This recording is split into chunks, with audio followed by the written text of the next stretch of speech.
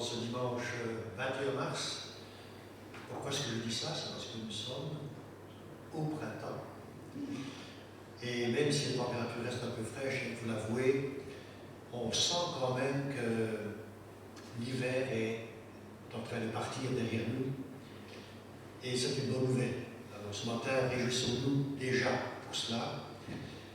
Et à vous qui êtes venus ce matin, et tous ceux qui se sont connectés sur notre programme online, eh bien, je vous souhaite vraiment un dimanche béni dans la présence de Dieu.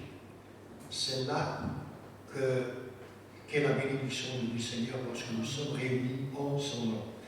Et la Bible, qui est le livre par excellence de tous les chrétiens du monde entier, eh bien, nous dit ceci dans le psaume 66:8, « Peuple, bénissez notre Dieu, faites retentir sa louange. Il a conservé la vie à nos âmes et il n'a pas permis que nos pieds chancellent. » Alors aujourd'hui, on est appelé par Dieu à célébrer son nom. Et pourquoi est-ce qu'on doit le faire? Simplement parce qu'il a envoyé un sauveur qui est Jésus, il y a plus de 2000 ans, et qui est aujourd'hui encore le seul nom par lequel on peut communiquer avec Dieu. La Bible nous dit qu'il n'y a pas d'autre médiateur entre Dieu et les hommes que Jésus. Et tout à l'heure, avec l'aide de nos invités que je présenterai, nous lui offrirons un culte agréable. En fait, nous lui offrons déjà maintenant un culte qui lui est agréable, qui est le fruit de lèvres qui confesse son nom. Alors j'aimerais vous rappeler à tous que tous les dimanches à 10h30, tant que les restrictions sanitaires seront en application, nos cultes donc auront lieu de cette manière. Et nous vous invitons à vous inscrire auprès de Marie-Louise, notre secrétaire, pour faire partie du groupe de 15 autorisés à participer à ces réunions. Et de même, tous les mercredis soirs à 19h30, eh bien c'est la même procédure, vous vous inscrivez de la même façon pour cette réunion. Alors, nous allons prier ensemble maintenant et on va remettre ce culte entre les mains du Seigneur. Nous croyons qu'il est là, il est présent, il nous écoute et il va nous parler tout à l'heure. Seigneur, merci pour ta présence. Merci, Seigneur mon Dieu, pour ton aide pendant toute cette semaine. Merci, Seigneur mon Dieu, de nous remplir de ta grâce. Seigneur, que ferions-nous sans toi? Et Seigneur mon Dieu, ce matin, nous dépendons totalement de toi. Et nous te disons, Seigneur, viens, manifeste-toi. Viens et règne dans ton Église. Viens, Seigneur mon Dieu, parle-nous ce matin, au travers des canaux que tu as choisis. Parle-nous, Seigneur mon Dieu, au travers aussi de la louange, de la prière, car quand nous prions, ton esprit nous parle également. Et Seigneur mon Dieu, nous ne voulons pas oublier ceux qui en ce moment même souffrent, sont malades. Nous pensons à la petite Clara Rose et nous te la présentons encore une fois devant toi. Nous savons que ta bonne main est sur elle et que tu vas continuer de veiller sur ton enfant, Seigneur, de consoler toute la famille, de la fortifier. Seigneur, nous prions également pour les autres malades dans l'Église. Seigneur mon Dieu, pour Michel en particulier, et nous te demandons vraiment de poser ta main sur lui, que ton nom soit glorifié. Merci Seigneur mon Dieu, pour toutes choses, nous te demandons au nom de Jésus. Amen. Alors, peut-être vous rappelez aussi que dimanche prochain, c'est le dernier week-end de mars, et dans la nuit du 27 au 28 mars, eh bien, on va passer à l'heure d'été. Et quand on dit l'heure d'été, il va falloir avancer sa montre d'1 heure. Donc, je répète, donc on dormira 1 heure de moins, mais il va falloir avancer son horloge d'1 heure pour le week-end prochain. C'est aussi peut-être une des dernières fois que nous aurons à le faire, on ne le sait pas, ça devait être fait depuis 2019, et puis ils ont reporté, et on espère que ce sera la dernière fois qu'on fera un changement horaire. J'ai donc la joie de vous présenter un couple qui est déjà venu ici dans l'Assemblée, il y a plusieurs mois, il y a peut-être près de 2 ans. Hein. Ouais, c'était avant le Covid. Hein. Et Ils ont été une bénédiction pour nous, ils le seront encore ce matin. Ils s'appellent Nathanaël et Isabelle Beumier. Et Nathanaël est le fils de Pierre Beumier qui est venu il y a 15 jours, vous vous rappelez, et qui nous a bien bénis par son ministère. Eh bien, nous sommes heureux d'avoir le fils maintenant qui lui aussi est appelé au ministère, sert Dieu depuis de nombreuses années avec Isabelle, son épouse. Et moi, je les connais depuis bien plus longtemps encore parce qu'autrefois, ils faisaient partie d'un groupe vocal et instrumental qui sillonnait toute la Belgique et le nord de la France. Gloire à Dieu pour ce couple qui fidèlement sert Dieu maintenant depuis de nombreuses années. J'ai fait un lapsus, c'était son papa. C'était le papa qui était dans le groupe que j'ai connu il y a de nombreuses années. Nathanaël est beaucoup plus jeune. Voilà, je t'ai vieilli, mais pas volontairement. Hein. Gloire à Dieu. Eh bien, que Dieu nous bénisse. Nous allons maintenant entrer dans un moment de louange et nous avons le privilège d'avoir un couple qui font les deux. Donc, ils auront toute la place du culte et on prie déjà que Dieu les accompagne. Merci encore une fois. Alléluia, je vous invite à vous lever. On va louer le Seigneur ensemble ce matin.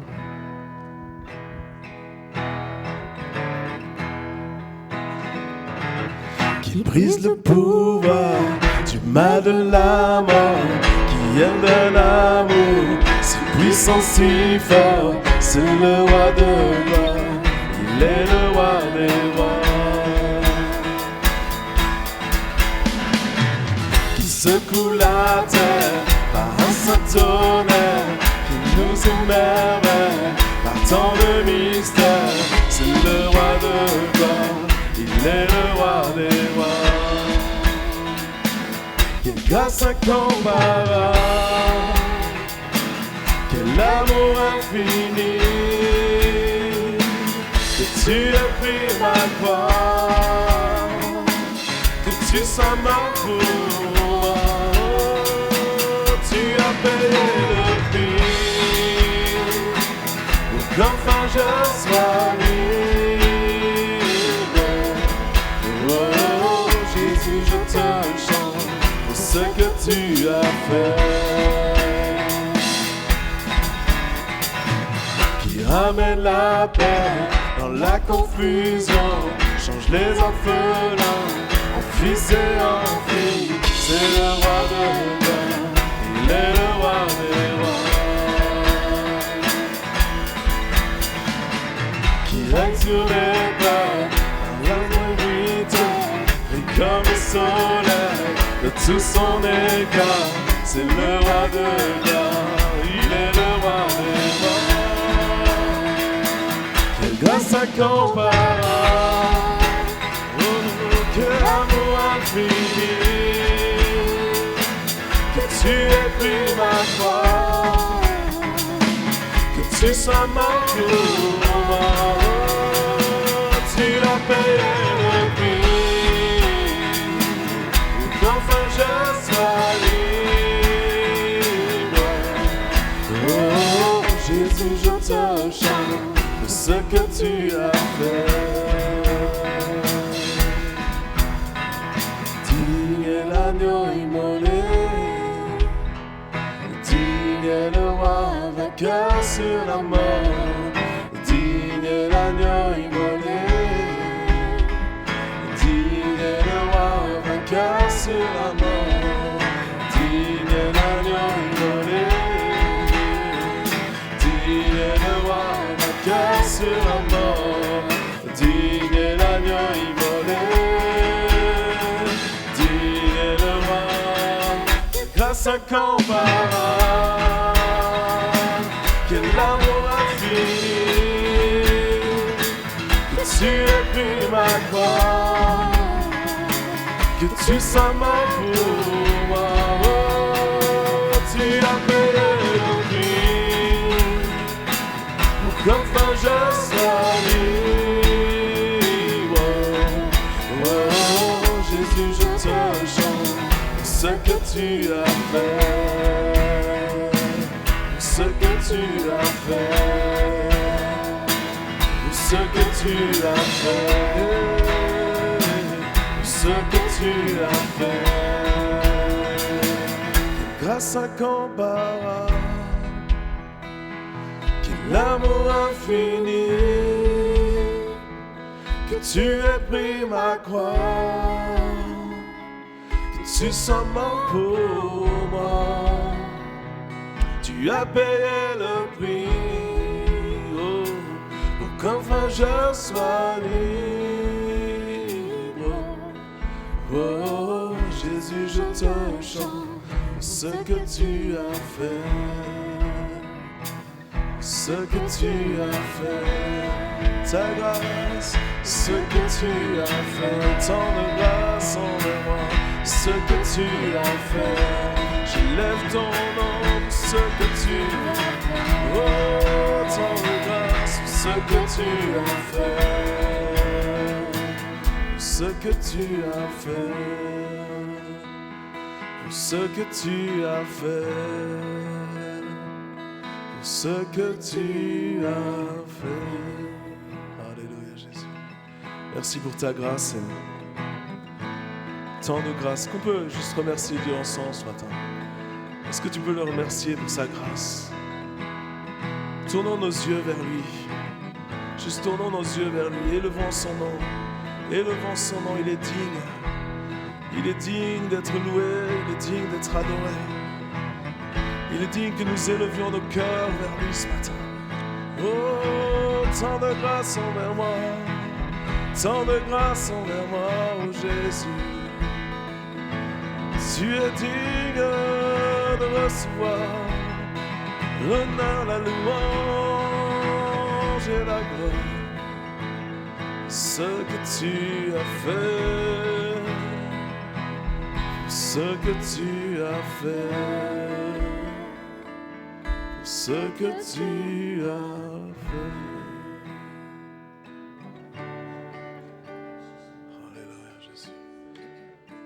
Merci Jésus, tu es grand Seigneur. J'élève mes mains, j'élève ma voix, j'élève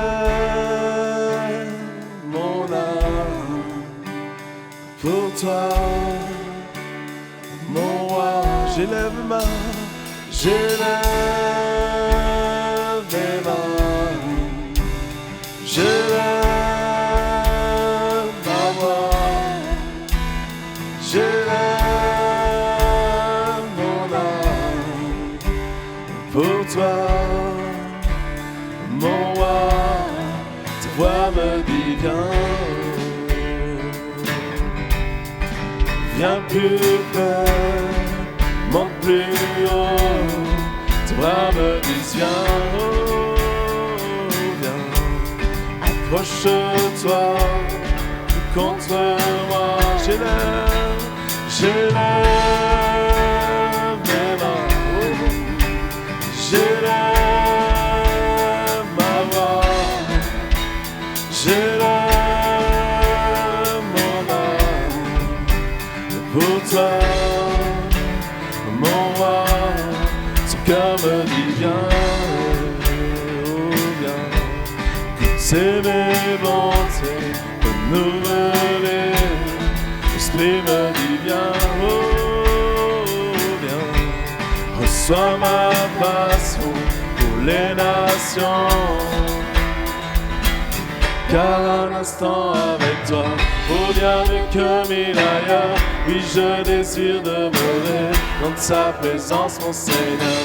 Car un instant avec toi vaut bien mieux que mille ailleurs. Oui, je désire demeurer. Car un instant, oh, car un instant avec toi vaut bien mieux que mille ailleurs. Oui, je désire demeurer dans ta présence, mon Seigneur.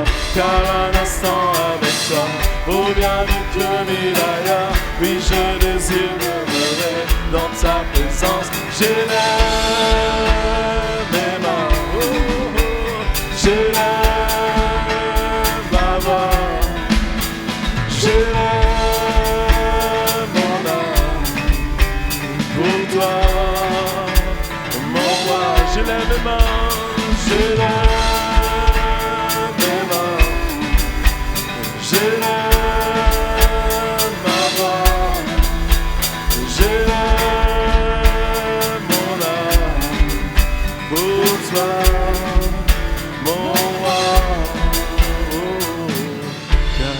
instant avec toi vaut bien mieux que 1000 ailleurs. Oui, je désire demeurer dans ta présence, mon Seigneur. Car un instant avec toi vaut bien mieux que 1000 ailleurs. Oui, je désire demeurer dans ta présence, mon Seigneur. Car un instant avec toi, oui, je désire demeurer. Car un instant avec toi vaut bien mieux que 1000 ailleurs. Oui, je désire demeurer. Car un instant avec toi vaut bien mieux que 1000 ailleurs. Oui, je désire demeurer dans ta présence, mon Seigneur. Car un instant avec toi vaut bien mieux que 1000 ailleurs. Oui, je désire demeurer dans ta présence, mon Seigneur. Dans ta présence, mon Seigneur. Que soit le cri de ton cœur dans ta présence, mon Seigneur. Un instant avec toi, un instant avec toi.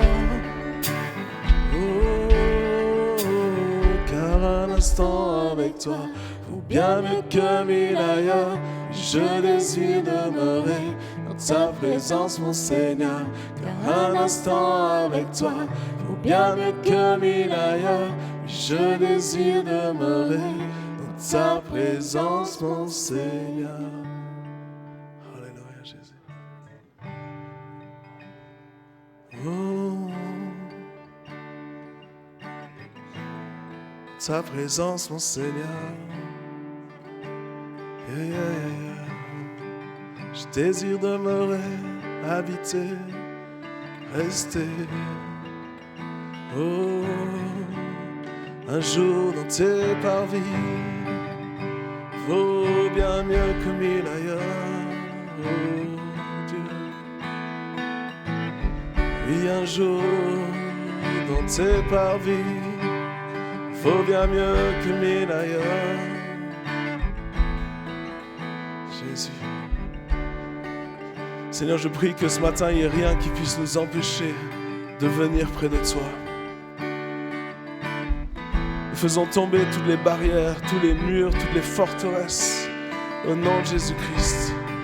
Tout ce qui nous empêche de venir près de toi s'effondre maintenant. Seigneur, s'il y a des péchés dans nos vies, nous demandons pardon. Seigneur, nous voulons nous humilier devant toi, nous sanctifier, reconnaître nos fautes, reconnaître nos erreurs, nos manquements, pour que rien ne puisse venir entraver notre approche de ta présence, Seigneur. Seigneur, nous savons que dans ta présence, il y a la source de la joie, la source de l'amour, qu'il y a des fleuves d'eau vive qui coulent. Et au nom de Jésus, je prie pour que personne ce matin, ici ou qui nous regarde sur Internet, personne ne se prive de cet amour. Que personne ne se prive de ta présence, Seigneur. Car un instant dans tes parvis, un instant près de toi, Seigneur, c'est mieux que 1000 ailleurs. C'est mieux que 1000 ailleurs.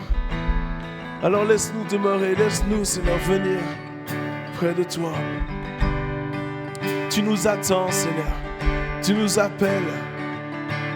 Tu nous appelles. Car un instant avec toi vaut bien mieux que 1000 ailleurs. Je désire demeurer dans ta présence, mon Seigneur. Un instant avec toi vaut bien mieux que 1000 ailleurs. Je désire demeurer encore.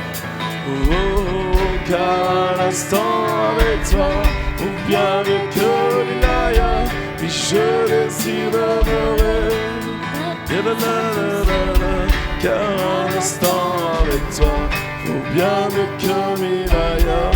Puis je désire demeurer dans ta présence, mon Seigneur.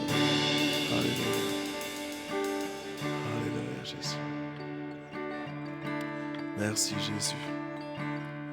Merci, Jésus. Tu es bon, Seigneur. Tu es bon, Seigneur. Tu es bon, Seigneur.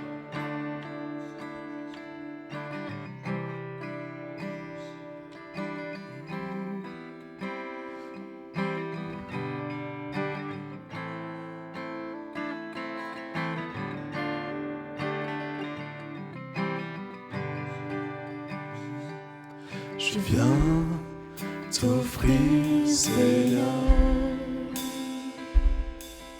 ce que j'ai de meilleur. Je viens t'offrir ma vie. Oui, à toi, Jésus. Même si je suis fragile, même si c'est difficile, je chanterai gloire à l'Éternel. Je chanterai louange à son nom. Je chanterai Dieu, mon essentiel. Je chanterai en l'honneur de son nom. Je viens te dire, Seigneur, que tu es mon bonheur. Non, rien ne peut détruire notre bel avenir. Et même si je suis fragile, et même si c'est difficile, je chanterai gloire à l'Éternel. Je chanterai louange à son nom. Oh, je chanterai Dieu, mon essentiel. Je chanterai en l'honneur de son. Je chanterai gloire à l'Éternel. Je chanterai louange à son nom. Je chanterai Dieu, mon essentiel. Je chanterai en l'honneur de son nom. Toute ma vie, je redirai que tu as donné ta vie. Toute ma vie, je redirai que tu as fait la vie. Toute ma vie, je redirai que je ne vis que pour lui. Je chanterai gloire à l'Éternel. Je chanterai louange à son nom. Je chanterai Dieu, mon essentiel.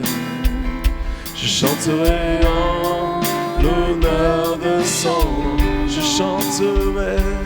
chanterai gloire à l'Éternel. Je chanterai louange à son nom.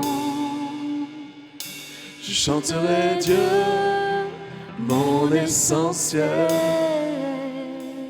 Je chanterai en l'honneur de son. Encore je chanterai gloire à l'Éternel. Je chanterai louange à son nom. Je chanterai Dieu, mon essentiel.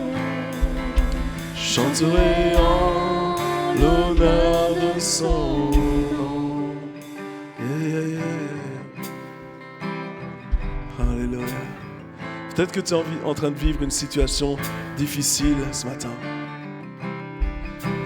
Peut-être que les choses ne vont pas comme tu avais décidé, comme tu avais prévu. Et peut-être que ce matin, c'est difficile même de louer Dieu.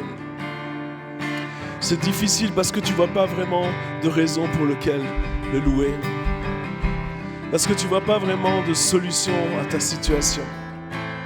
Et ce matin, alors que nous chantons ce chant, je recevais vraiment que ça doit être comme une décision. Chantez encore ce refrain en disant non, je décide de louer Dieu. Peu importe les circonstances, peu importe la situation, je choisis d'élever le nom de mon Dieu parce qu'il m'a sauvé, parce que c'est lui qui m'a délivré, parce que c'est lui qui est mon rocher, c'est lui qui est ma forteresse. Et peu importe ce que je ressens, peu importe mes sensations pour l'instant et ce que je vois, je veux décider de le louer, je veux décider d'élever son nom.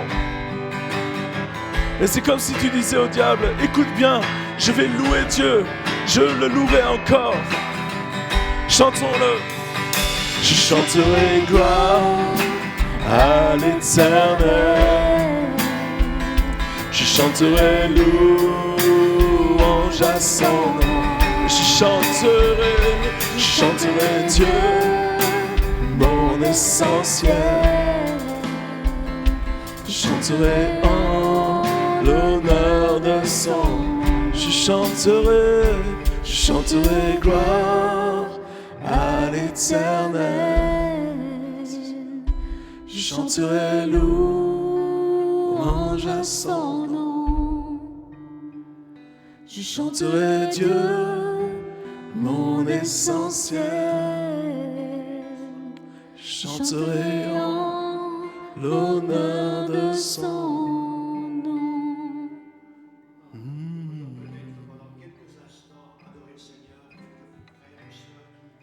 Ont envie d'adorer le Seigneur, simplement de faire monter vers Dieu et dire Seigneur, je veux non seulement chanter louange à l'Éternel, mais je veux aussi vider mon cœur devant toi et te présenter mon corps comme un sacrifice vivant, ce qui sera de notre part un culte agréable.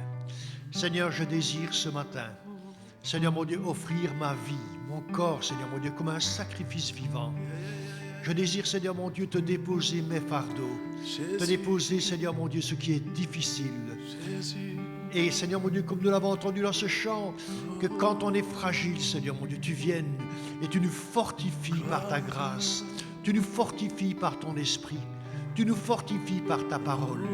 Seigneur mon Dieu, tu viens au secours de l'Église qui a besoin de toi dans ces temps particuliers, dans ces temps de difficulté, dans ces temps de confinement. Seigneur mon Dieu, manifeste ton royaume.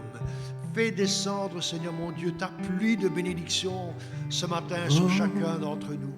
Alléluia. S'il y en a encore quelques-uns qui veulent élever la voix.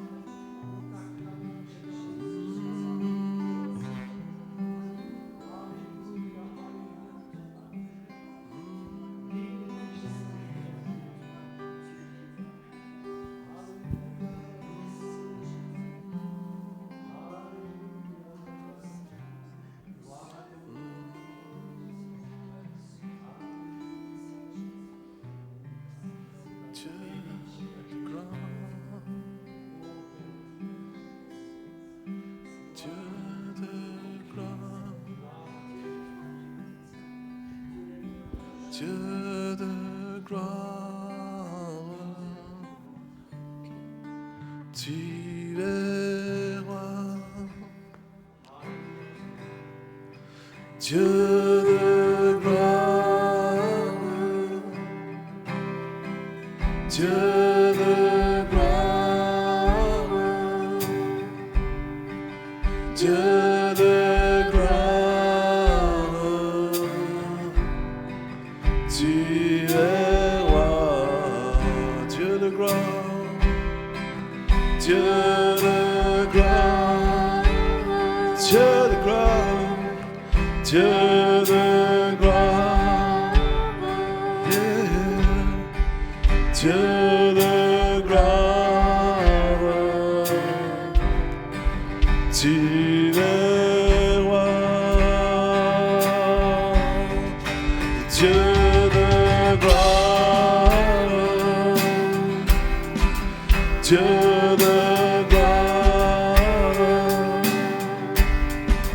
Dieu de gloire,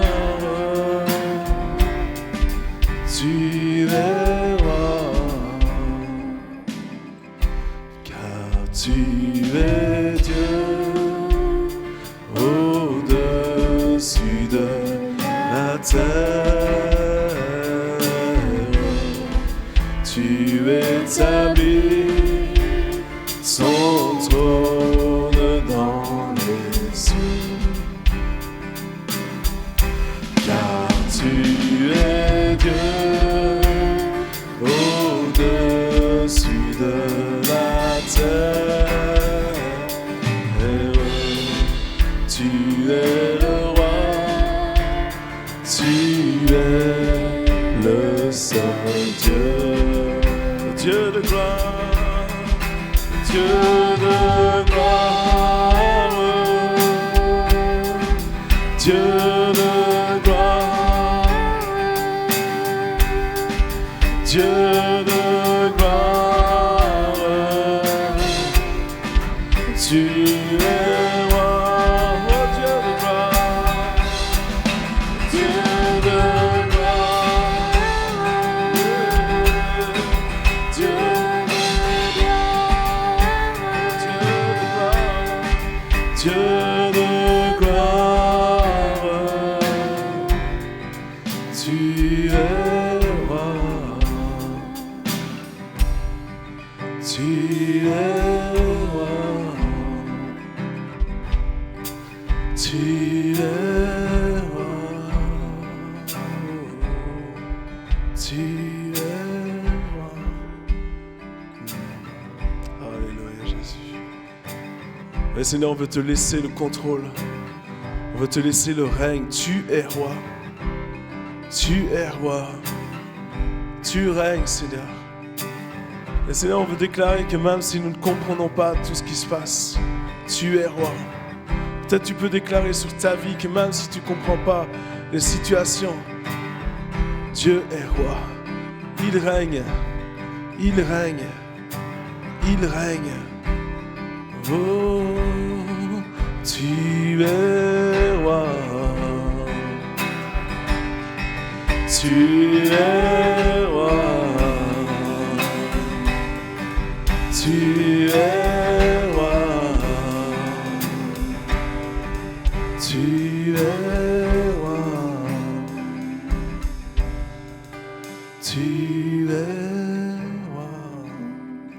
Ah, merci Seigneur Jésus. Merci Jésus. Merci Jésus. Et c'est vrai qu'il y a cette paix de Dieu qui vient maintenant. Cette paix de Dieu qui surpasse toute intelligence. Qui vient garder ton cœur, nos cœurs et nos pensées en Jésus-Christ. Que cette paix descende maintenant sur ta vie. Que cette paix maintenant t'entoure. Que cette paix t'environne. Que cette paix te remplisse maintenant. Cette paix de Dieu, j'appelle la paix. J'appelle la paix dans ta vie. J'appelle la paix maintenant. Je brise la confusion dans ton cœur, dans tes pensées. Brisons cela au nom de Jésus. Toute confusion maintenant, s'évanouit, disparaît au nom de Jésus. J'appelle la paix de Dieu, au nom de Jésus maintenant. Alléluia, alléluia Jésus. Alléluia. Merci Jésus. Alléluia. Le chant que nous allons faire maintenant, c'est un chant que on a écrit pendant le confinement, je crois. Et vous pouvez vous asseoir. Je vous invite à l'écouter, c'est un chant qui s'écoute. Et souvent, on dit à Dieu ce qu'on pense de lui. Et là, alors que je lisais le Cantique des Cantiques, j'ai vu ce que Dieu pense de nous. Et c'est un petit peu un résumé du livre des Cantiques des Cantiques.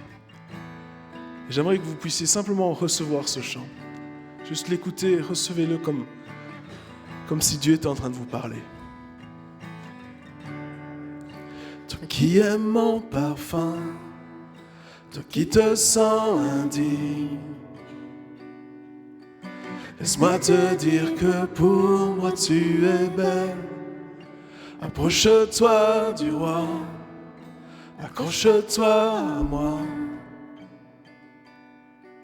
Laisse-moi t'emmener au-delà du voile, au-delà de tes peurs, au-delà de tes doutes. L'endroit où mon amour pour toi demeure. Pour être avec toi, j'ai payé de ma vie. Mon amour sacrificiel t'a racheté. La servitude de ton hiver est passée. Le printemps de mon esprit a commencé. Wow, wow,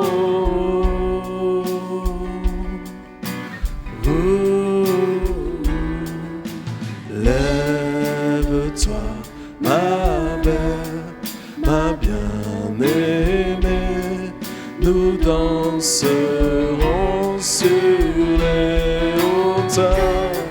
Viens, je t'emmène dans ma demeure. Passionnément, nous ne ferons plus qu'un. Tu as ravi mon cœur par ta beauté parfaite.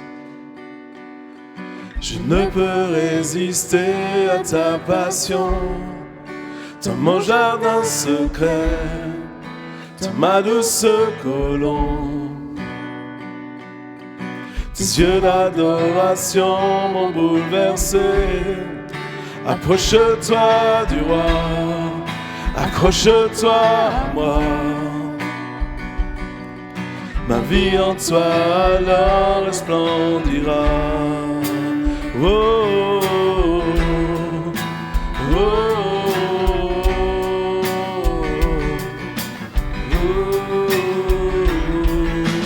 lève-toi, ma belle, ma bien-aimée, nous danserons sur les hauteurs.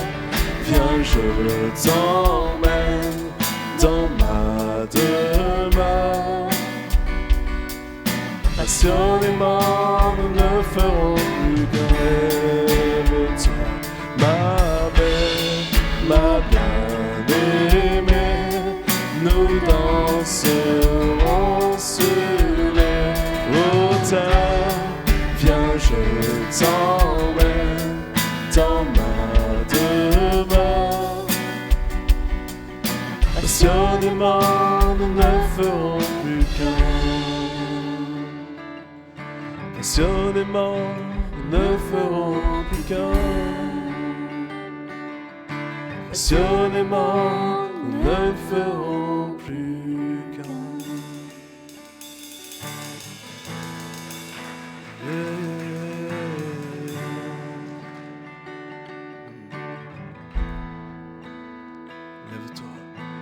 Lève-toi, ma belle, ma bien-aimée, nous danserons sur les hauteurs.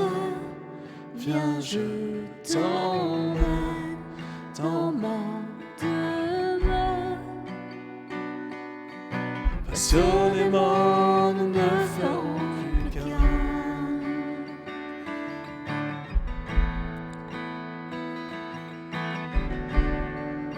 Je vais encore rechanter ce refrain. Prophétiquement, je vais chanter ce chant à cette église. Je vais chanter à cette église l'appel de Dieu. Lève-toi, ma belle, ma bien-aimée, nous danserons sur les hauteurs. Viens, je t'emmène dans ma demeure. Passionnément, nous ne ferons. Lève-toi, ma belle, ma bien-aimée, nous danserons sur les hauteurs. Viens, je t'emmène dans ma demeure. Passionnément, nous ne ferons plus qu'un. Passionnément, nous ne ferons plus qu'un. Passionnément, nous ne ferons plus qu'un. Merci Jésus. Merci Jésus. Merci Jésus. Merci Saint-Esprit pour ton œuvre ce matin. Merci Saint-Esprit pour ton œuvre, Seigneur. Merci pour ton œuvre de restauration. Merci parce que tu relèves. Tu relèves, Seigneur. Tu relèves, Seigneur. Et toi qui te sens à terre, laisse-toi relever par Jésus. Laisse-toi relever par lui. Il n'est pas là pour te condamner. Il ne te condamne pas, il ne t'accuse pas. Il vient te relever maintenant. Il vient te relever. Tu viens relever le fer. Tu le prends dans tes bras. Tu le conduis vers ton Père qui le console ici-bas. Entends le cri de ma prière. Sois mon secours et ma joie. Passer de l'ombre à ta lumière, j'ai mis mon espoir en toi. Tu viens relever le fer, tu le prends dans tes bras, tu le conduis vers ton Père, qui le console ici-bas. Entends le cri de ma prière, sois mon secours et ma joie. Passer de l'ombre à ta lumière, j'ai mis mon espoir en toi. Tu as relevé le fer, tu le prends dans tes bras, tu le conduis vers ton Père, qui le console ici-bas. Entends le cri de ma prière, sois mon secours et ma joie. Passer de l'ombre à ta lumière, j'ai mis mon espoir en toi. Passer de l'ombre à ta lumière, j'ai mis mon espoir en toi. Passer de l'ombre à ta lumière, j'ai mis mon espoir en toi. Et alors qu'on chante ce chant, vraiment, je sens le cœur de Dieu qui bat pour toi ce matin. Particulièrement ceux qui se sentent éloignés, ceux qui se sentent rejetés. J'aimerais dire que Dieu ne te rejette pas. Dieu ne s'en fout pas de toi. Dieu t'aime. Dieu voit ta situation. Dieu te voit. Il voit ta souffrance, il voit tes pleurs, il voit tes cris, il voit tes larmes, il voit ta détresse. et il vient te relever. Si seulement tu voulais mettre ta main dans sa main, si seulement tu acceptais ce matin, maintenant, là où tu es, de mettre ta main dans sa main, de te laisser relever par lui. Il vient te relever, il vient te toucher, il vient te transformer. C'est pour toi maintenant. C'est pour toi, c'est pas juste des belles paroles, c'est pour toi vraiment. Le Saint-Esprit de Dieu agit dans ta vie, dans ton cœur. Il vient mettre un baume sur ton cœur. Il veut te restaurer, il veut te guérir, il veut te renouveler. Dis-lui peut-être ce matin, si c'est toi ce matin, peu importe où tu es, dis-lui, Seigneur, je mets ma main dans ta main.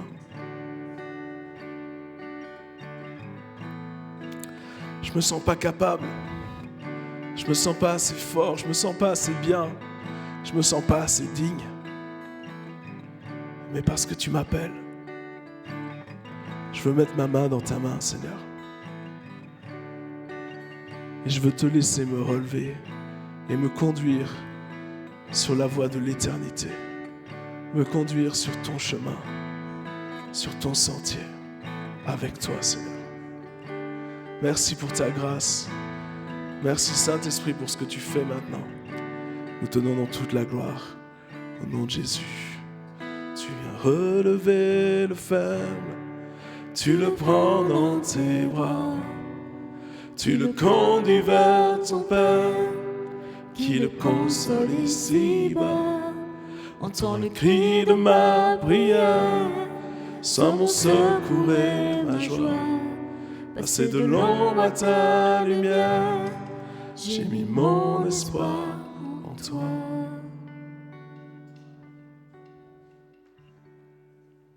Alléluia. Merci Jésus.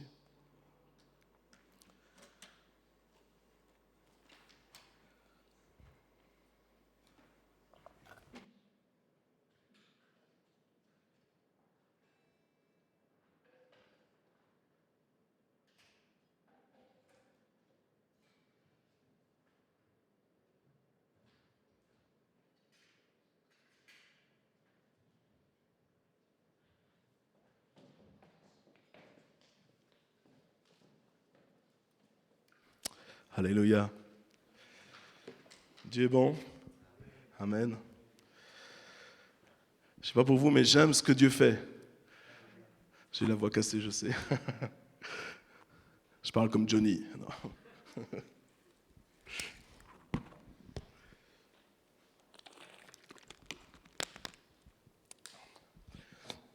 Alléluia. Moi, je crois vraiment que Dieu parle. Je crois vraiment que Dieu, il a un plan merveilleux pour nous. Amen. Alléluia.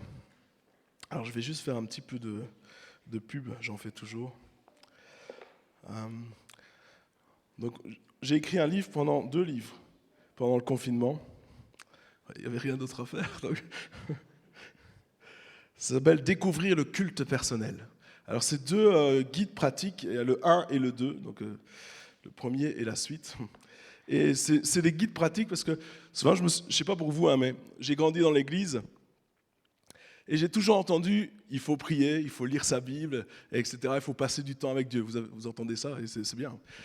Mais je me suis toujours posé la question, ok, mais je fais quoi? Je fais comment? Comment est-ce que je dois prier? Comment est-ce que je dois lire ma Bible? Combien de temps? Qu'est-ce que je dois faire comme prière? Enfin, ce genre de choses. Vous n'êtes jamais posé la question? Parce que des fois, c'est général. Tu dois prier plus. Ouais, ok, mais comment? Qu'est-ce que je dois faire? Et donc, j'ai écrit un premier livre, justement, avec comment. Comment on fait pour prier? Comment on fait pour que le culte personnel, le temps qu'on a avec Dieu, comment est-ce qu'on fait pour que ce temps-là, il soit assez bien pour qu'on ait envie de le faire le lendemain? Vous voyez de quoi je parle? Parce que des fois, on se dit, ok, je vais prendre du temps avec Dieu, et puis on prend du temps, on prie, etc. Mais le lendemain, quand tu te dis que tu dois prendre encore du temps avec Dieu, tu dis, non, pas vous, excusez-moi, c'est juste un monstre. À Liège, il n'y a pas de problème. À Liège, il n'y a pas de problème, c'est juste un monstre. Hein, mais c'est vrai, non? Ça vous est jamais arrivé de ne pas avoir envie de prier? Non. Si, quand même. Je suis furé. On est super spirituel ici. Hein. Priez pour moi, priez. Et donc, voilà, moi, j'ai trouvé ça vraiment intéressant de pouvoir écrire là-dessus. Et le premier chapitre, il parle du pardon des péchés. Vous savez pourquoi? Parce que la chose qui nous empêche le plus de venir dans la présence de Dieu, c'est qu'on ne se sent pas pur, on ne se sent pas pardonné, on se sent indigne de venir et donc on se dit, on n'est pas sûr au fait que Dieu veut vraiment qu'on soit là. Et donc le premier chapitre, il parle du pardon des péchés, ensuite je parle de prier en langue, je parle des 4 piliers qui pour moi sont les 4 piliers du culte personnel. Donc je vous invite vraiment à lire ce livre, à le mettre en pratique. C'est des livres pratiques, hein, c'est tout petit, regardez, en 10 minutes ça se lit. Peut-être un peu plus, mais et il coûte juste 5 €. Et ensuite, j'ai fait le 2. C'est parce que si vous mettez en pratique le premier, vous allez avoir envie de plus. Et donc, dans le 2, il y a un passage sur comment aller encore plus loin. Et puis, il y a aussi, j'ai traduit, alors je vous parlais du Cantique des Cantiques hein, qu'on a chanté là ce matin. Et au fait, j'ai découvert une version de la Bible qui s'appelle The Passion Translation, la traduction La Passion, c'est en anglais. Et j'ai lu le Cantique des Cantiques dans cette traduction-là, et franchement, j'étais bouleversé, à un tel point que je l'ai lu 4 fois de suite, je crois. J'étais bouleversé parce que ils le traduisent différemment, en fait, ils traduisent avec la pensée... la pensée historique et la pensée de ce que l'auteur voulait dire. Parce que des fois, on peut traduire mot à mot, ça c'est une traduction, et puis il y a une interprétation où on sait ce que l'auteur veut dire parce qu'il prend quelque chose qui n'a... C'est comme quand on traduit du français à l'anglais, par exemple, de l'anglais au français. Si je traduis littéralement, eh bien, ça ne veut pas dire la même chose parce qu'il y a des expressions, en fait. Et donc, il traduit les expressions. Et c'est la première fois, pour être honnête, pourtant je l'ai lu plein de fois, c'était la première fois où j'ai compris pleinement le Cantique des Cantiques. Je ne sais pas pour vous, mais des fois, le Cantique des Cantiques, tu lis et tu te dis, c'est qui parle? Qu'est-ce qu'il veut dire exactement? Et là, j'ai vraiment compris. J'ai tellement aimé que, comme ma femme, le Cantique des Cantiques, c'est son livre préféré, eh bien, je lui ai traduit en français pour qu'elle puisse le lire. Je lui ai fait ça pour la fête des mères. Donc, je lui ai fait un cadeau. J'ai traduit, puis ça m'a pris des heures. J'ai traduit le Cantique des Cantiques, tout de l'anglais au français, pour lui faire plaisir. Et donc, je me suis dit, ça ne peut pas être juste pour elle. Parce que c'était tellement bien. Donc j'ai écrit au responsable de La Passion, la traduction de La Passion, et j'ai demandé si je pouvais mettre la traduction en français dans un livre. Et donc ils m'ont donné l'autorisation de faire 500 exemplaires. Et donc j'ai fait 500 exemplaires. Et je vous assure, c'est juste pour ça, ça vaut le coup d'acheter le livre. Voilà. Et c'est 5 € aussi. Alors, c'est pas cher. Et puis on a fait alors, entre 2 confinements, on a été dans un camp et on a fait la louange et on a enregistré un live. C'était en juillet, je pense. En juillet de l'année passée, on a enregistré un live et puis on a pu faire un album live avec quelques nouveaux chants. Et là, je vous encourage aussi. C'est du live. C'est pas un truc préparé, c'est pas un concert. Hein, c'est vraiment, on a pris tous les temps du camp et on a pris les meilleurs et on a fait un album avec ça. Et il coûte 10 € et le titre de l'album, c'est J'appelle la vie. Parce que pendant le confinement, je disais Seigneur, mais je sais ce que les médias ils disent, je sais ce qui se passe, mais qu'est-ce que toi tu dis? Qu'est-ce que toi Et c'est la question qu'on doit se poser aujourd'hui. Seigneur, je sais ce qui se dit autour de nous. Je sais, j'entends. Mais qu'est-ce que toi tu dis pour ma situation? Qu'est-ce que toi tu dis pour mon église? Qu'est-ce que toi tu dis pour ce pays? Et le Seigneur, quand j'ai posé cette question, le Seigneur a dit, écris, j'appelle la vie. J'appelle la vie. Là où il y a la mort, j'appelle la vie. Et donc, il y a ce nouveau chant qui est écrit. Il y en a d'autres aussi qui sont là. Et donc, je vous encourage. Donc, ça, c'est disponible dans le fond. On a un bon contact. Et pour ceux qui nous regardent en ligne, vous pouvez aller sur le site apollos.eu, apodlos.eu, et vous pouvez acheter les produits là-bas aussi. Voilà, ça va vous bénir. Je dis pas, c'est pas pour faire de l'argent, hein, parce que si tu veux faire de l'argent, tu vends pas un livre 5 €. Mais je crois vraiment que c'est pour être une bénédiction pour chacun d'entre nous. Amen. Ça va? Ouais, j'ai fini de vous embêter avec ça. Ok. Alors, aujourd'hui, j'aimerais vous parlais d'un thème justement, je parlais du culte personnel, de prendre du temps avec Dieu. Et je disais que la première chose qui nous empêche de nous approcher de Dieu, c'est qu'on se sent pécheur, on se sent indigne, on se sent sale. Et il y a une chose que j'ai découverte, c'est que ton péché n'éloignera jamais Jésus de toi. Ton péché n'empêchera jamais Jésus de s'approcher de toi. Par contre, lorsque tu laisses Jésus s'approcher de toi, il éloignera de toi ton péché. Ton péché n'empêchera jamais Jésus de s'approcher de toi. Par contre, si tu le laisses s'approcher, il enlèvera de toi ton péché.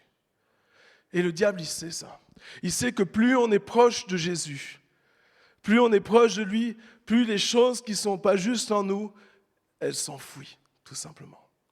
Et j'ai regardé une série qui s'appelle The Chosen, Les Choisis, et c'est un petit peu l'histoire de Jésus et des disciples. Et c'est une super série. Et au fait, ça humanise Jésus, humanise les disciples. Par exemple, Jésus fait des blagues. Oui, je vous assure, Jésus fait des blagues. Et les disciples, on voit la vie des disciples, etc. Et, il y a quelques épisodes, c'est gratuit, c'est une application que vous téléchargez. Je vous encourage, elle est vraiment bien, c'est vraiment bien fait. Et il donne un petit peu des histoires. Et j'aimerais qu'on prenne ensemble un passage, et je vais vous parler d'un personnage qu'on ne connaît pas beaucoup dans la Bible, enfin qu'on connaît, mais on n'en parle pas énormément. C'est dans Luc chapitre 8, versets 1 à 3. Luc chapitre 8, versets 1 à 3. Ensuite, Jésus alla de ville en ville et de village en village.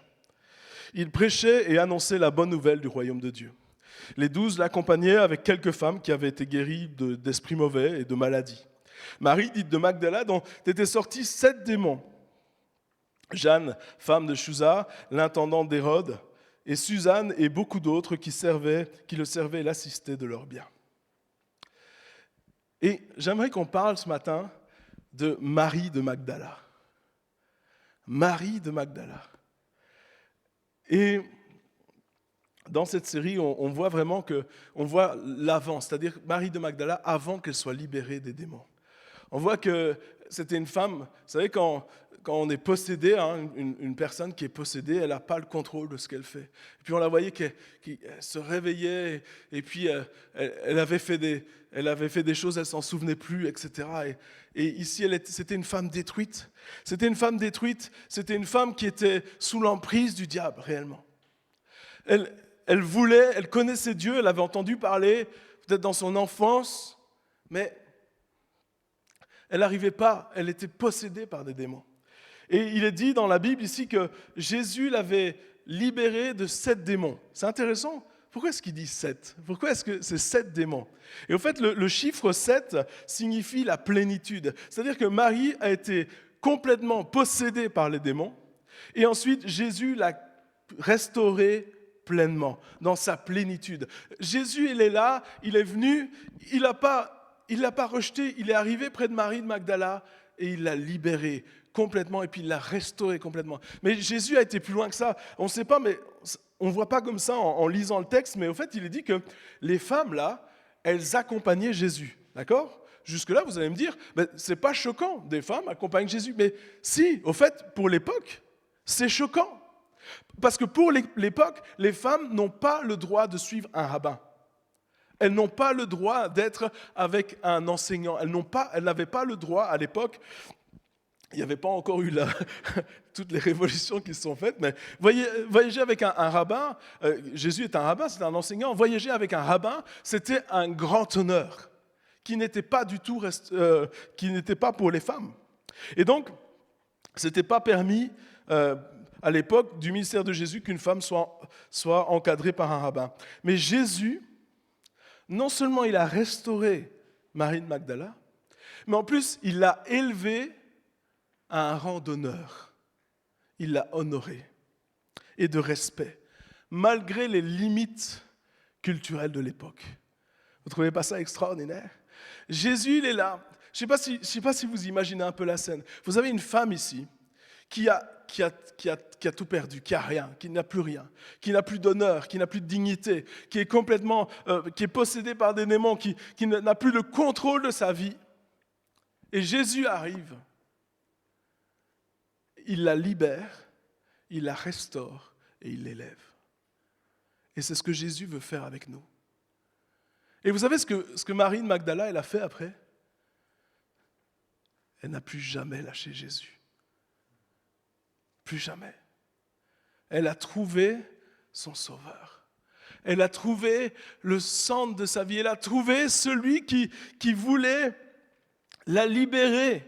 Romains chapitre 8, verset 2 nous dit que la loi de l'Esprit qui nous donne la vie en Jésus-Christ m'a libéré de la loi du péché et de la mort. Et peut-être que là, je suis en train de parler de Jésus et là, vous me dites peut-être, ouais, mais Jésus, je connais, attends, j'ai donné ma vie à Jésus. Oui, c'est vrai. Mais laisse-moi te poser une question ce matin. Est-ce que tu peux dire sincèrement que dans ta vie aujourd'hui, tu es complètement libéré du péché? Est-ce que tu peux dire aujourd'hui que le péché n'a plus d'emprise, aucune emprise sur toi? Si la réponse est non, c'est qu'il faut que tu te rapproches un peu plus de Jésus. Rapproche-toi plus de Jésus. Des fois, on se dit, ah mais j'ai rencontré Jésus, il m'a sauvé. Alléluia, c'est vrai. Mais est-ce que tu restes près de lui? Vous savez, il y a beaucoup de personnes dans la Bible, de personnes qui ont rencontré Jésus, qui ont été guéries de leur maladie et qui sont parties loin de Jésus. Mais Marie de Magdala, cette femme, elle a rencontré Jésus, elle a été libérée et elle est restée près de lui. Et moi, je veux t'encourager ce matin, déjà d'entrée de jeu, à dire Seigneur, moi je veux me rapprocher de toi. N'oubliez pas cette phrase que j'ai dit au début. Ton péché ne t'empêchera jamais de t'approcher de Jésus. D'accord? Donc il n'y a rien qui peut t'empêcher aujourd'hui de t'approcher de lui. Donc rapproche-toi de lui et ne le lâche plus. Et il y a une promesse, un verset, un passage qui est sur ta vie, qui est sur nos vies. Dans Ésaïe chapitre 43, verset 1, il dit « Ainsi parle l'Éternel, maintenant qui t'a créé ô Jacob, celui qui t'a formé ô Israël, ne crains rien, car je te rachète. Je t'appelle par ton nom, tu es à moi. » Une autre version dit « Maintenant voici ce que dit Yahweh, écoute Jacob, celui qui t'a créé Israël, celui qui t'a façonné. » C'est intéressant, il dit « Jacob, celui qui t'a créé, Israël, celui qui t'a façonné. » Vous savez pourquoi? Parce que Jacob, il a été créé, d'accord? Il est né, mais Israël, Jacob s'est transformé en Israël. Donc Jacob, il a été façonné, c'est-à-dire que Dieu a changé, il a changé son identité. Il a changé son identité. Il a changé son identité, et il veut changer notre identité. Il dit, n'aie pas peur, car moi, ton Rédempteur, je te sauverai. Et j'aime cette phrase, il dit, je t'ai appelé par ton nom, tu es à moi. Je t'ai appelé par ton nom. Dieu nous connaît. Dieu te connaît. Dieu te connaît. Il te dit ce matin, je t'ai appelé par ton nom. Tu es à moi. Ça va jusque-là? Donc on a Marie de Magdala. On va voir plusieurs personnages ce matin. J'aime bien les personnages. Ensuite, on a Zachée. Jésus chez Zachée. Zachée. Zachée, c'était un voleur. N'est-ce pas? Le collecteur d'impôts. Vous connaissez, on connaît l'histoire qui monte sur un sycomore pour voir Jésus. Jésus arrive et il dit à Zachée, aujourd'hui je m'invite chez toi, je vais manger chez toi. Hein? Et puis ils étaient là. Puis alors vous avez les pharisiens, les docteurs de la loi, les gens qui sont instruits, qui voient cela. Et dans Luc 19, versets 7 à 10, il dit en voyant cela, tous murmuraient. Et ils disent en disant, mais il est allé loger chez un homme pécheur. Vous vous souvenez? Ton péché n'empêchera jamais Jésus de s'approcher de toi. Mais Zachée, se tenant devant le Seigneur, lui dit, « Seigneur, je donne aux pauvres la moitié de mes biens. Si j'ai causé du tort à quelqu'un, ce qui était le cas, je lui rends le quadruple. » Alors Jésus dit à son propos, « Le salut ou la vie est entré aujourd'hui dans cette maison. parce que lui aussi est un fils d'Abraham. En effet, le Fils de l'homme est venu chercher ou rechercher et sauver ceux qui étaient perdus. J'aime ce texte, j'aime énormément ce texte. Vous savez pourquoi? Parce que dans la rencontre entre Jésus et Zachée, à aucun moment dans les textes bibliques en tout cas, on voit Jésus essayer de convaincre Zachée. On ne voit pas Jésus est en train de dire « Oh Zachée, si tu ne te repens pas aujourd'hui, tu vas aller en enfer. » Jamais.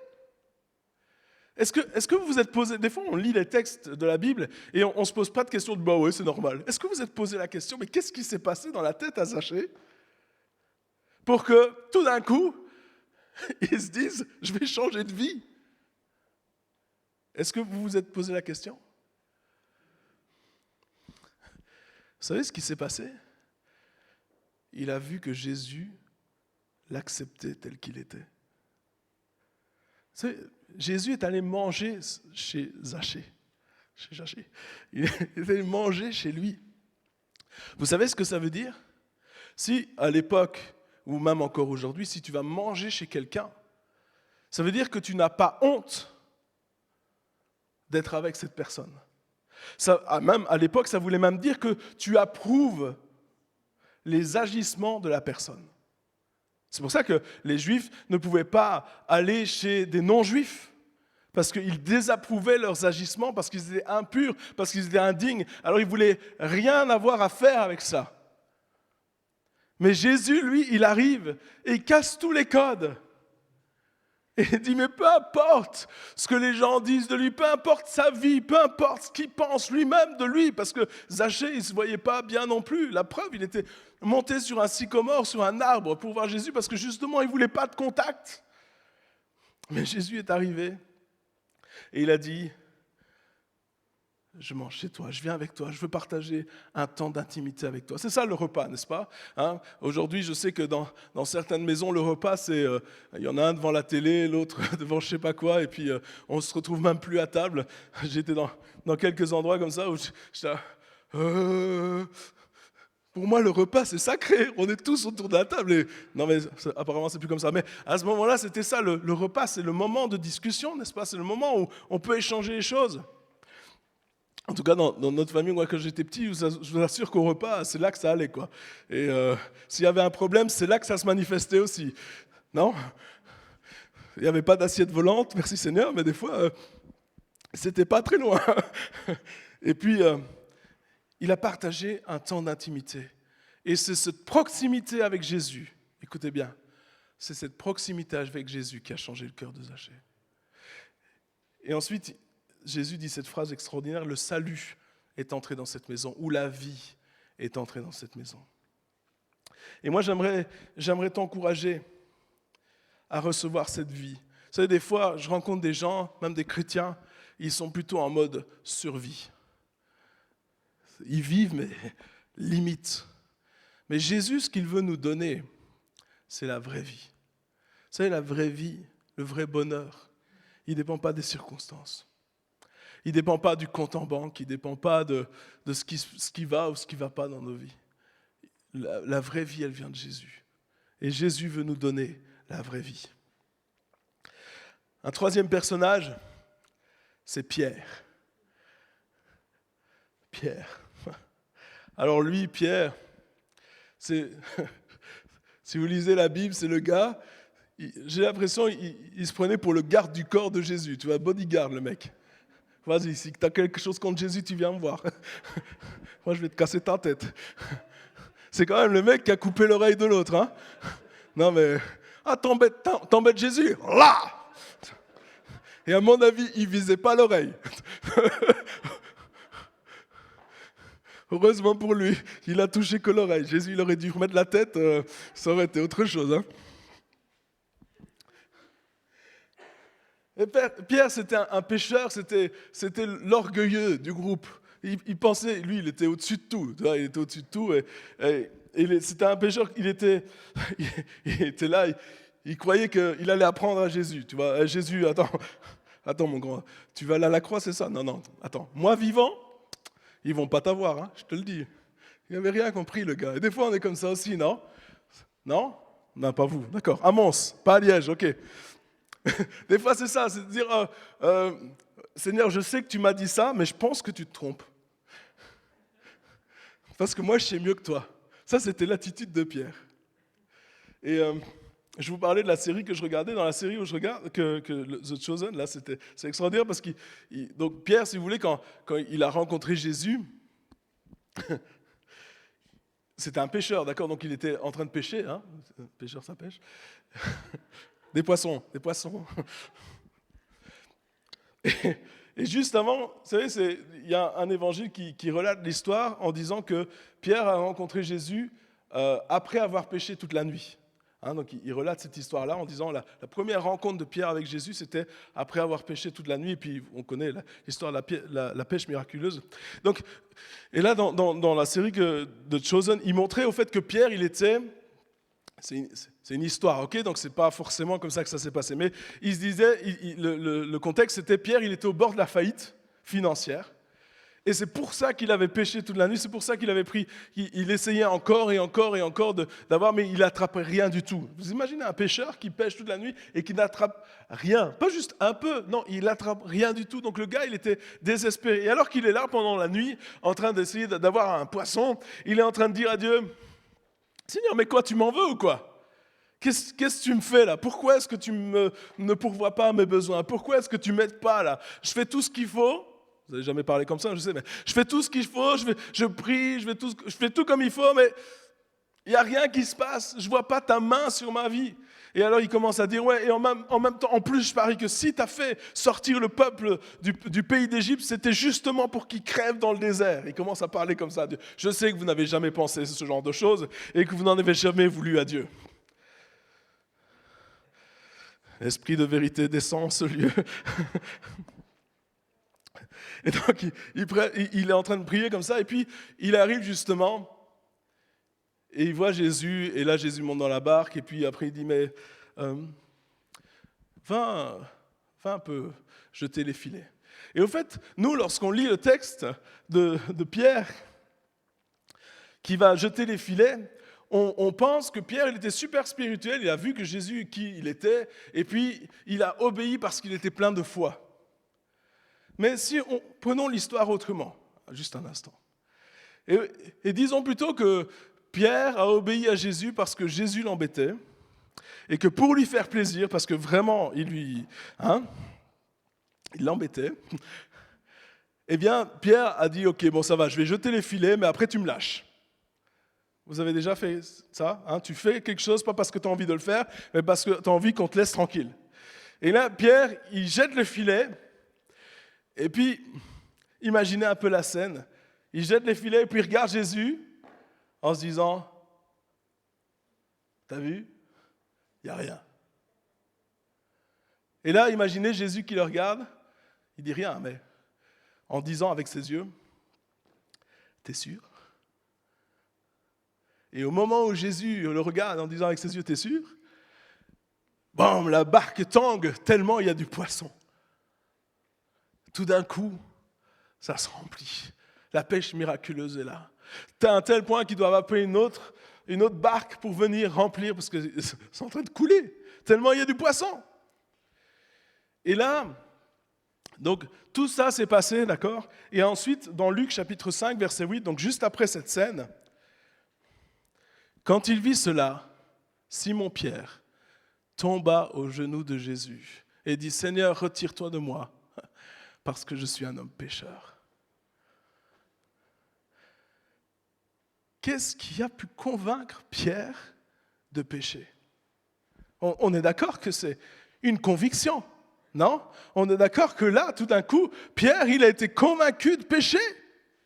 Est-ce que Jésus a dit, tu es un pécheur?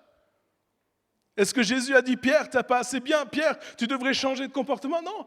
Qu'est-ce qui a touché Pierre à ce moment-là? Vous savez ce qui a touché Pierre? Il a été confronté à la bonté de Dieu. La pêche miraculeuse. Là, il pensait ne plus rien avoir, il pensait être foutu, et puis tout d'un coup, il y a cette pêche miraculeuse qui représentait je ne sais pas combien de semaines de pêche, donc de pêche, de poisson. Hein. Et il dit, mais quand il a vu la bonté de Dieu, il a été confronté, tapé, effondré par la bonté de Dieu. Et là, il s'est mis à genoux. Et il a dit, Seigneur, je ne suis pas assez bien pour toi. C'est ça qu'il dit à Jésus. Il dit, pourquoi tu me choisis moi? Je suis un pécheur. Pourquoi tu viens vers moi, mais je ne suis pas digne? C'est ça que Pierre est en train de dire à Jésus. Et des fois, il faut qu'on soit honnête avec Dieu. Parce que vous savez, à l'église, on peut jouer au bon chrétien. Hein? On peut jouer au chrétien parfait, on peut faire semblant. Mais quand tu te retrouves devant Dieu, devant sa bonté, qu'est-ce que tu fais? Oh Seigneur, tu es tellement bon, mais qu'est-ce que tu fais avec moi? Qu'est-ce que tu fais avec moi? Et Jésus, il le relève et dit, suis-moi. Je vais faire de toi un pécheur d'hommes. Et alors, j'imagine Pierre qui dit à Jésus, après, il dit, tu sais la pêche miraculeuse là? Tu fais ça quand tu veux. Et Jésus lui dit, si tu savais, il y a tellement plus. Des fois, on découvre Dieu, de sa bonté, et on pense qu'il n'y a que ça. Et puis on se dit, Dieu, finalement, c'est ma source financière. Je vais aller vers lui quand j'ai des besoins. Et Jésus dit, non, tu ne comprends pas. Je veux une intimité avec toi. Ça, c'était une rencontre, mais maintenant, je veux qu'on soit proches l'un de l'autre. La conviction de la bonté de Dieu mène à la repentance. Et moi, je vous encourage, vous savez, je ne sais pas pour vous, mais en tout cas, ma vie à moi, ce qui m'a changé ma vie à moi, la raison pour laquelle j'ai donné mon cœur à Jésus, ce n'est pas parce que je me suis senti jugé, c'est parce que j'ai découvert l'amour. Et des fois, on se dit que le seul moyen de changer, c'est d'avoir peur des conséquences. Mais moi, je crois que Dieu nous change par sa bonté. Je crois que Dieu nous change par son amour. Je crois que Dieu nous change par sa miséricorde. Je crois que Dieu nous change en nous révélant qui il est. Et plus il nous révèle qui il est, plus on découvre sa bonté, sa grandeur, son amour, sa miséricorde envers nous. Et ça nous pousse au changement. C'est ce que, si vous lisez la Bible, si vous lisez les évangiles, vous allez voir que les gens, ils ont été touchés par la bonté de Jésus. Un autre texte. Ça va? Vous êtes prêts? Ça va jusque-là? Un autre personnage. Matthieu. Vous savez, le gars qui a écrit là, Matthieu, le livre de Matthieu. Le disciple Matthieu. Vous savez, Matthieu, c'était aussi un collecteur d'impôts. C'était quelqu'un qui savait compter. Alors lui, il n'est pas dit qu'il volait les gens, par contre. Mais c'était quand même un collecteur d'impôts. Et dans Matthieu chapitre 9, verset 9, c'est intéressant parce que c'est Matthieu qui raconte sa propre histoire.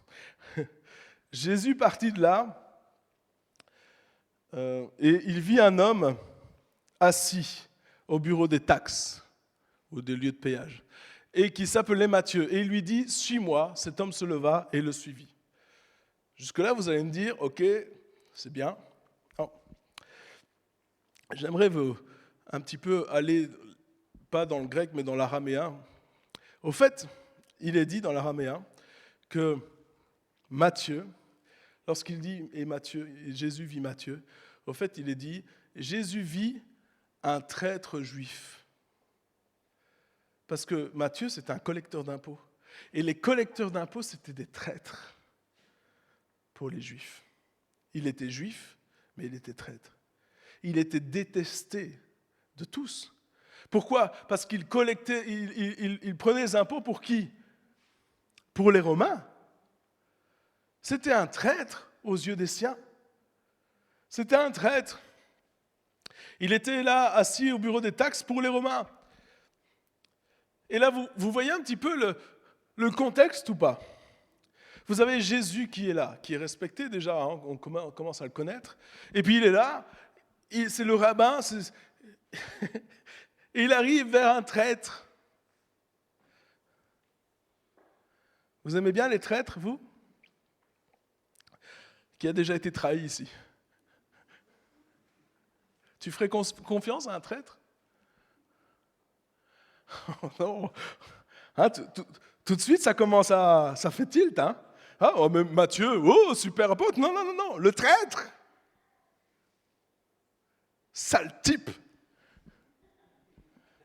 Je suis sûr, les gens, ils lui crachaient au visage. Ils disaient, ah, toi, tu me dégoûtes. Comment tu oses travailler pour l'ennemi? C'était ça, hein? C'était vraiment ça. Et Jésus arrive. Et devant tout le monde,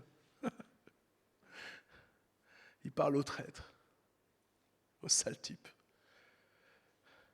Et il lui dit, suis-moi. Suis-moi. Vous vous souvenez? Vos péchés n'empêcheront jamais Jésus de s'approcher de vous. Jamais. Évidemment que Matthieu, il n'a pas réfléchi pendant longtemps. Il s'est dit, imaginez ce qui s'est passé dans sa tête.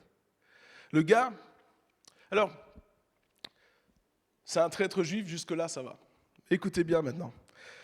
Là, je vais peut-être dire des choses qui plaisent un peu moins.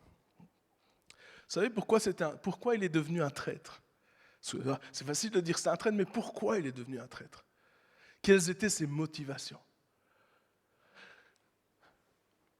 Vous croyez qu'il voulait être méchant? Je ne pense pas. Mais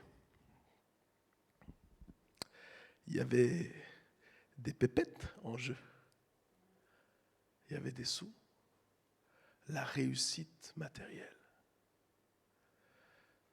Il dit, ouais, c'est vrai, peut-être tu vas faire une petite entorse, mais tu auras ta propre maison. Tu auras un bon salaire. Tu auras tout ce que tu veux, tu auras des servants, des serviteurs, tu auras des personnes, tu seras élevé, peut-être pas au niveau des Juifs, mais dans le monde romain, tu seras élevé. Si de temps en temps tu détournes un petit peu d'argent, c'est pas grave. Et aujourd'hui, combien de personnes ont sacrifié leur relation avec Dieu et même leur relation avec leur famille sur l'autel de la réussite financière, sur la poursuite d'un échelon plus haut, à la poursuite des honneurs, à la poursuite de la célébrité peut-être. Et on sacrifie notre relation avec Dieu, on sacrifie notre relation avec notre famille, avec nos frères et sœurs. Matthieu, c'était lui. C'était lui. Il était intelligent. Il savait compter. Il connaissait toutes ces choses-là. Et puis, il était là avec tout ça, avec toutes ces richesses. Et vous savez ce qui s'est passé? Il s'est rendu compte que ça ne lui apportait rien. Il s'est rendu compte qu'il était en train de poursuivre des chimères. Et je veux t'appeler, si c'est ton cas, si tu poursuis des chimères et tu as essayé, tu t'es dit, on m'a dit que pour réussir dans la vie, il fallait faire ça, ça, ça. Et tellement tu perds tout au passage et tu te sens vide à l'intérieur. Et Jésus a dit à Matthieu, suis-moi. Et Matthieu, on lui a donné une deuxième chance, alors Matthieu, il a dit, je viens. Et bien sûr, les pharisiens, ils n'étaient pas contents. Ils ont dit, mais comment est-ce que tu peux choisir un collecteur d'impôts? Comment tu peux choisir un traître pour te servir, pour te suivre? Et Jésus répond dans Matthieu 9, verset 13, allez apprendre ce que signifie. Je prends plaisir à la miséricorde et pas au sacrifice, car je ne suis pas venu appeler les justes, mais des pécheurs. Écoutez bien, je désire que vous exerciez la miséricorde et pas les sacrifices. Et là, il dit, au fait, je ne suis pas venu appeler des justes. En fait, dans l'araméen, c'est ceux qui pensent être justes. Parce que ceux qui jugent les autres, c'est ceux qui pensent être justes. Mais ils ne le sont pas vraiment. Mais je suis amené à appeler les pécheurs et dans la version, il est dit le pécheur a changé d'attitude. Je ne suis pas venu appeler ceux qui pensent qu'ils savent tout. Je suis venu appeler ceux qui savent qu'ils ne savent pas tout, s'ils sont prêts à changer. Et Dieu nous appelle ce matin à venir vers lui. Et Dieu t'appelle encore aujourd'hui. Il veut bouleverser ta vie. Il veut bouleverser ton entendement. Il veut simplement être près de toi. Et j'aimerais terminer avec un texte dans Jean chapitre 14, verset 26. Peut-être 2 textes, on verra. Il faut faire attention quand un prédicateur dit qu'il va finir. Première fin. Et on peut se dire, oui, mais Jésus, ok, mais aujourd'hui, Jésus, il est monté au Père, alors qu'est-ce que je fais? Mais c'est pas grave, tout va bien, il a envoyé le Saint-Esprit. Et le Saint-Esprit, il est là. Et Jean 14, 26 nous dit, mais le Consolateur, l'Esprit Saint, que le Père enverra en mon nom, vous enseignera toutes choses, vous rappellera tout ce que je vous ai dit. L'Esprit, le Consolateur. Et le mot consolateur, on sait, c'est paraklétos, mais ça veut dire aussi celui qui libère, celui qui rachète de la malédiction, l'avocat, le défenseur, le conseiller, l'Esprit Saint. Le Saint-Esprit, le consolateur, celui qui nous libère, il va nous rappeler ce que le Père nous dit.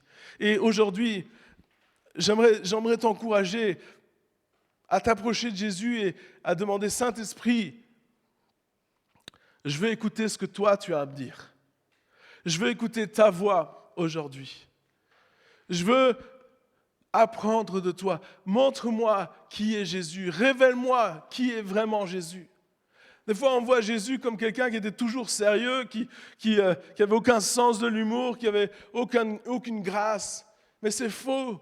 Jésus, il allait vers les pécheurs, il délivrait ceux qui étaient sous l'emprise du diable, parce que Dieu était avec lui.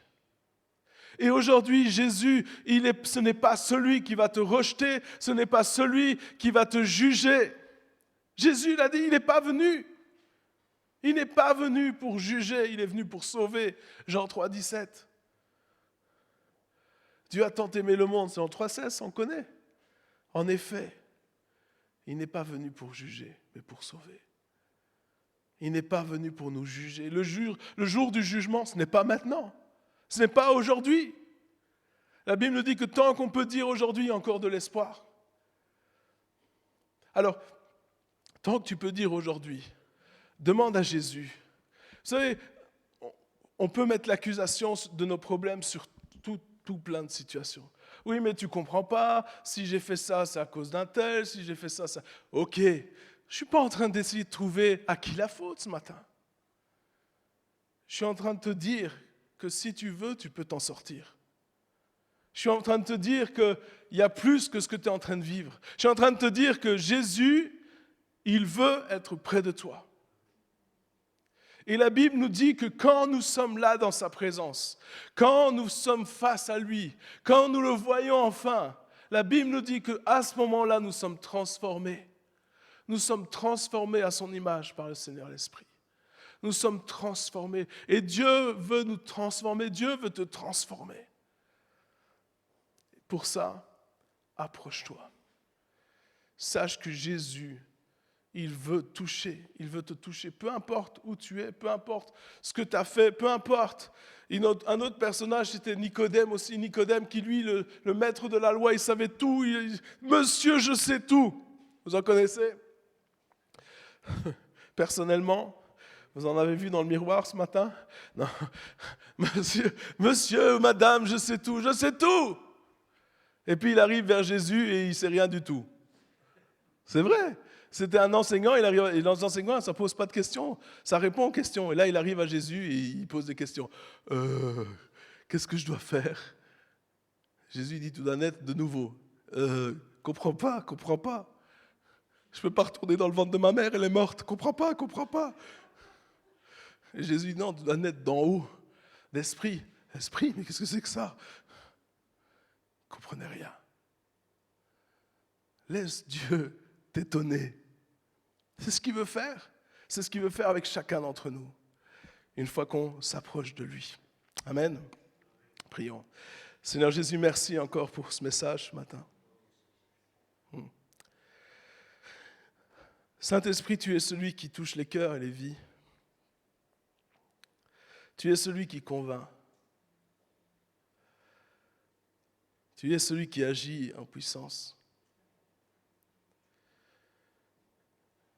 Et je te remercie, Saint-Esprit, parce que ce matin encore, tu touches les cœurs. Notre prière, c'est que ce ne soit pas juste des mots, des paroles en vain, mais que ces mots amènent la vie. Et je veux déclarer la vie maintenant, au nom de Jésus. Je veux déclarer la vie là où régnait la mort. Je veux déclarer l'espoir là où régnait le désespoir. Je veux déclarer la restauration là où régnait la destruction. Je veux déclarer la clarté d'esprit là où régnait la confusion.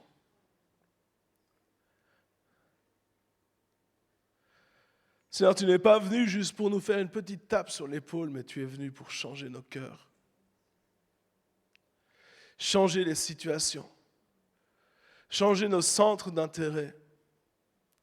Changer notre vision. Et Père, au nom de Jésus, maintenant, nous voulons prier pour que les écailles des yeux tombent, afin que nous puissions voir ta gloire, Seigneur, afin que nous puissions voir comme tu vois. Seigneur, au nom de Jésus, maintenant, je prie pour que tout ce qui empêche l'entendement, qui empêche la compréhension de ta parole, que de toucher les cœurs maintenant, on veut enlever ça au nom de Jésus. Tout ce qui bouge les oreilles spirituelles maintenant, nous voulons enlever les bouchons, qu'ils éclatent au nom de Jésus-Christ. Seigneur, nous voulons briser tout esprit de mort au nom de Jésus. Nous voulons briser l'emprise du péché au nom de Jésus-Christ. Nous proclamons la libération maintenant. Que les chaînes tombent. Que les chaînes tombent. Que les fardeaux qui ne sont pas de toi tombent au nom de Jésus. Qu'ils éclatent, qu'ils s'en aillent. Seigneur, nous voulons proclamer la guérison sur toute maladie, sur toute infirmité. Et je vois vraiment que le Seigneur, ce matin, veut vraiment te redonner, vous redonner à certains, en tout cas, ou à chacun, une nouvelle vision des choses. C'est comme si ta vision des choses a été tronquée. C'est comme si elle était floutée. Je vois comme un flou devant toi, avec des taches. Lorsque tu regardes, tu ne vois pas bien, c'est flouté, c'est tronqué. Et ça te fait croire des choses qui ne sont pas vraies. Parce que tu te fies à des apparences, à ce que tu vois, et ce que tu vois n'est même pas juste. Et le Saint-Esprit, ce matin, vient et il enlève ces écailles de tes yeux, il enlève ce qui t'empêche de voir. Et il restaure ta vision. Et Père, je prie maintenant que tu donnes à nouveau une vision claire, une vision limpide, une vision détaillée. La vision de l'aigle, au nom de Jésus. Je proclame la vision de l'aigle maintenant sur ta vie. Je proclame la vision de l'aigle au nom de Jésus-Christ. C'est fini le temps où tu croyais les mensonges du diable. C'est fini le temps où tu te laissais avoir par les mensonges de l'ennemi, où tu te laissais avoir par les on-dit, par les murmures. Le temps est terminé maintenant. J'appelle la vérité à être mis au jour maintenant au nom de Jésus. Que tout ce qui est caché vienne à la lumière maintenant. J'appelle l'esprit de vérité à prendre possession de ce lieu, de cet endroit au nom de Jésus. Je crois que le Saint-Esprit est en train de faire quelque chose dans les cœurs maintenant. Peut-être priez avec moi simplement. Là où vous êtes, soit ici ou sur Internet, juste priez avec moi. Je pense que le Saint-Esprit est en train de faire une œuvre. Il veut vraiment, je vois qu'il y a comme un combat spirituel qui est là. Il y a une tourmente qui doit cesser. Il y a un tourbillon qui doit s'arrêter maintenant. Au nom de Jésus, ça doit s'arrêter. Ça doit s'arrêter, ça doit s'arrêter. Il y a comme je vois une tornade de destruction qui vient ici et elle doit s'arrêter arrêter maintenant au nom de Jésus-Christ. Alors prions ensemble, s'il vous plaît, mes frères et sœurs. Prions ensemble. Au nom de Jésus, prions. Que comme Jésus, lorsqu'il est arrivé et qu'il a proclamé le calme dans la tempête, nous voulons proclamer le calme dans la tempête. Nous voulons dire, vent, ça suffit maintenant. Mère, tu te calmes au nom de Jésus-Christ. Et c'est la paix de Dieu qui va surpasser toute intelligence. C'est la paix de Dieu qui va venir maintenant et qui va calmer ces tempêtes. Viens, Saint-Esprit. Esprit de Dieu. Esprit de Dieu. Nous proclamons la vie. Nous proclamons la vie. Nous proclamons la vie. Que la lumière soit au nom de Jésus. Que la lumière soit au nom de Jésus. Satan, nous te disons maintenant, ça suffit. Ça suffit. Tu lâches prise au nom de Jésus.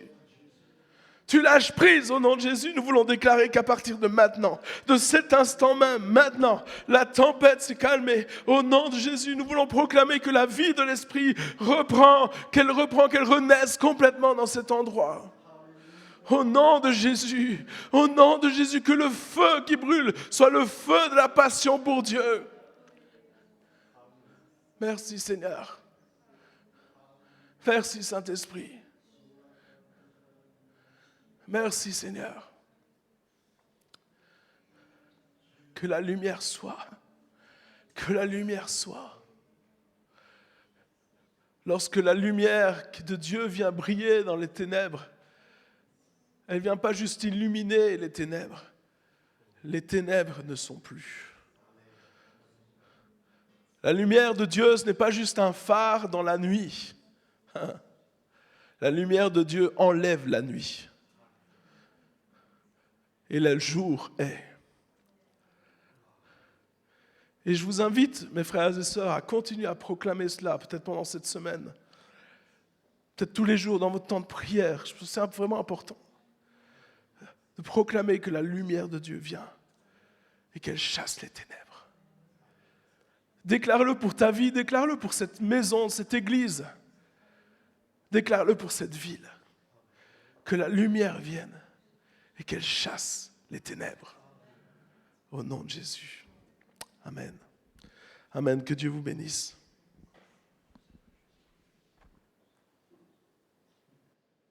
Jésus. Alléluia. Merci Seigneur. Seigneur, nous voulons vraiment te louer, te bénir pour ta parole, pour ton serviteur, pour ta servante, Seigneur mon Dieu. Merci Seigneur mon Dieu de nous avoir parlé. Merci Seigneur mon Dieu pour la clarté de ta parole. Merci Seigneur mon Dieu parce que ta parole est esprit et vie. Et que Seigneur mon Dieu, aujourd'hui encore Seigneur mon Dieu, elle est celle qui libère. Elle est celle Seigneur mon Dieu qui dégage la nuit de nos vies. Oh Seigneur mon Dieu, et je te prie vraiment Seigneur mon Dieu que tu gardes chacun de tes enfants Seigneur mon Dieu pendant toute cette semaine et pendant les jours et les semaines qui vont suivre. Seigneur mon Dieu, nous te rendons grâce. Seigneur mon Dieu, nous tournons nos regards vers toi et nous te disons, viens Seigneur Jésus. Et combien Seigneur mon Dieu, tu nous as parlé ce matin que Seigneur mon Dieu, tu ne rejettes jamais quelqu'un qui vient à toi. Et Seigneur mon Dieu, nous sommes là devant toi, tous pécheurs devant toi. Et nous nous approchons de celui qui est là pour nous laver, pour nous purifier, pour nous pardonner, pour nous sanctifier, pour nous aider, Seigneur mon Dieu, et pour nous remplir de force et de renouveler notre intelligence. Seigneur mon Dieu, je te demande tout cela, et je te loue pour cela, dans le nom de Jésus, et pour ta gloire. Amen. Amen. Gloire à Dieu. Merci à nos amis pour leur ministère, pour tout ce qu'ils nous ont apporté ce matin, et que Dieu vraiment continue de vous bénir. Remettez nos salutations à l'Église où vous allez, et que Dieu vous bénisse, vous fortifie, vous accompagne. Je vous rappelle notre prochain rendez-vous, ce sera mercredi à 19h30, ici même, et pour un combat dans la prière, vraiment il nous a donné un mot d'ordre, notre frère. Eh bien, entrons dans cette dimension-là, et tous les jours maintenant, proclamons que Dieu calme la tempête. Proclamons qu'il chasse les ténèbres. Et si nous nous unissons dans ce combat, dans la prière, eh bien, les ténèbres s'en iront, la lumière de Christ brillera, et le nom de Jésus sera glorifié. Amen. Je vous souhaite à tous un bon dimanche, une bonne semaine, que Dieu vous accompagne et vous bénisse. À tous ceux qui nous écoutent maintenant et qui sont connectés, soyez bénis, que la paix de Dieu soit avec vous et venez vous joindre avec nous dans les prochaines réunions. Bon dimanche et à bientôt.